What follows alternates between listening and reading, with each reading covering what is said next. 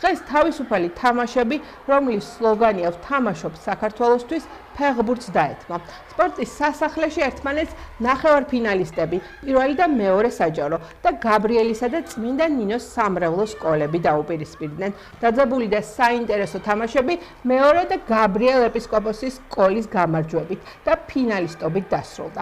თავისუფალი თამაშები სპორტის ყველა სახეობას მოიცავს და მთელი ქვეყნის მასშტაბით ტარდება. ღონისძიების დასკვნითი დღე 26 მაისია. მიყვარს ფეხბურთი და მიხარია ამ ტურნირში ფინალში რომ მოვხდით და ჩვენ თამაშობთ საქართველოს. 14 აპრილიდან 26 მაისის ჩათვლით ოზურგეთის მუნიციპალიტეტში ტარდება თავისუფლების თამაშები სპორტის სხვადასხვა სახეობებში. ბავშვები აქტიურად არიან ჩართული სპორტულ აქტივობებში. ჰქონდა საზეიმო გახსნის ცერემონიალი, სადაც მიიღო მუსიკალურმა ჯგუფებმა მონაწილეობა და ცეკვის ანსამბლებმა. რისთვისაც მადლობას ვუხდი ადგილობრივ ხელისუფლებას დახმარებისათვის და სპორტული ღონისძიების აქტიურად გაშუქებისა და გვერდში დგომისათვის. სპორტსმენებს მინდა უსურვოთ წარმატება, ჩვენ თამაშობთ საქართველოსთვის.